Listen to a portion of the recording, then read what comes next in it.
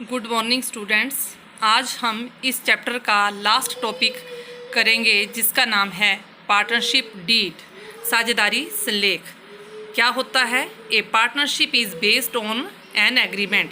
जो पार्टनरशिप होती है ये एक एग्रीमेंट या समझौते के ऊपर बेस्ड होती है। The agreement can be oral और रिटन। ये एग्रीमेंट या समझौता ऑरल भी हो सकता है और रिटन भी हो सकता है। But an oral agreement can be subject to misinterpretation and result in disagreement among the partners. ये जो ऑरल एग्रीमेंट होता है ये साझेदारों के बीच में मतभेद की संभावना जो है वो पैदा करता है, उनमें डिस्प्यूट होने की संभावना रहती है। The agreement is therefore put in writing to avoid disagreement. इसलिए जो भी एग्रीमेंट बनाया जाए उसे रिटन में ही बनाया जाना चाहिए ताकि कोई डिसएग्रीमेंट बीच में ना हो और डिस्प्यूट एमंग द पार्टनर, और किसी भी पार्टनर के बीच में डिस्प्यूट ना हो। This written agreement is called a partnership deed. इस रिटर्न एग्रीमेंट को ही पार्टनरशिप डीड कहते हैं। The following contents must be included in partnership deed. Partnership deed में ये जो कंटेंट्स हैं वो ये वाले होते हैं, निम्नलिखित कंटेंट्स होते हैं। क्या क्या यानी कि पार्टनरशिप डीड में लिखा होता है? Number 1, name and address of the firm. जो फर्म है या बिजनेस है उसका क्या नाम है और उसका क्या एड्रेस होगा वो पार्टनरशिप डीड में लिखा होना चाहिए, लिखा होता है या लिखा होना चाहिए। Second, name and address of the partners. Her partner का नाम और उसका एड्रेस भी पार्टनरशिप डीड में लिखा होना चाहिए। Duration of partnership.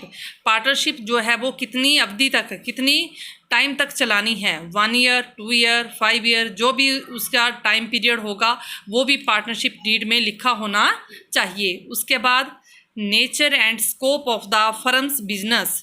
जो फर्म का बिजनेस है उसकी नेचर और स्कोप कैसी है, क्या है, नेचर कैसी है बिजनेस की, स्कोप कितना है, ये जो है वो पार्टनरशिप डीड में लिखा होना चाहिए। फिर contribution of capital by partners. Her partner जो है वो अपनी अपनी कैपिटल जो है वो कंट्रीब्यूट करता है बिजनेस में, तो कितनी कितनी कैपिटल कौन कौन सा पार्टनर लगाएगा ये भी इस पार्टनरशिप डीड में लिखा होना चाहिए, क्योंकि बाद में इन सभी बातों को लेकर झगड़े हो सकते हैं। Profit and loss ratio. जो भी प्रॉफिट होगा फर्म का या लॉस होगी उसको किस रेशो में बांटा जाएगा पार्टनर्स में, ये भी पार्टनरशिप डीड में लिखा होना चाहिए। Commission and salary of partners. कोई भी पार्टनर अगर एक्स्ट्रा काम करता है तो उसको कमीशन देनी है या सैलरी देनी है, ये भी पार्टनरशिप डीड में लिखा होना चाहिए। उसके बाद loans to and by partners. अगर किसी पार्टनर ने फर्म को लोन दिया है या फर्म से लोन लिया है तो वो कितना दे सकता है लोन और कितना ले सकता है और उस पर इंटरेस्ट लेना है या देना है, ये सारी बातें भी पार्टनरशिप डीड में लिखी होनी चाहिए। उसके बाद drawing and interest on it. Partners कितनी ड्राइंग कर सकते हैं अपने बिजनेस में से, ड्राइंग का मतलब कितना पैसा वो निकाल सकते हैं अपने पर्सनल यूज़ के लिए, और उस पर इंटरेस्ट फर्म कितना लेगी, ये भी इसमें पार्टनरशिप डीड में लिखा होना चाहिए। उसके बाद डिसोल्यूशन ऑफ पार्टनरशिप। पार्टनरशिप का अंत कैसे करना है, जब समाप्त हो जाएगी पार्टनरशिप, बिजनेस समाप्त करना है तो किस तरह से उसका डिसोल्यूशन करना है, तो ये सारी ही बातें पार्टनरशिप डीड में लिखी होनी चाहिए। ये तो मेन बातें जो थी वो मैंने आपको इसमें बता दी हैं। इसके अलावा और भी बहुत सारी बातें हैं जो पार्टनरशिप डीड में लिखी होती हैं, तो आप इतनी भी याद कर लेंगे तो काफ़ी हैं, तो इनको एक्सप्लेन नहीं करना है, ये सिर्फ इसी तरह से याद करनी है। तो ये क्वेश्चन बेटा काफ़ी इंपॉर्टेंट है कि पार्टनरशिप डीड क्या होता है और इसके कंटेंट्स बताइए। तो ये आपने पार्टनरशिप डीड बताना है कि पार्टनरशिप बिजनेस को चलाने के जितने भी रूल्स और कंडीशन होती हैं अगर रिटन में लिख ली जाती हैं तो उसे पार्टनरशिप डीड कहते हैं।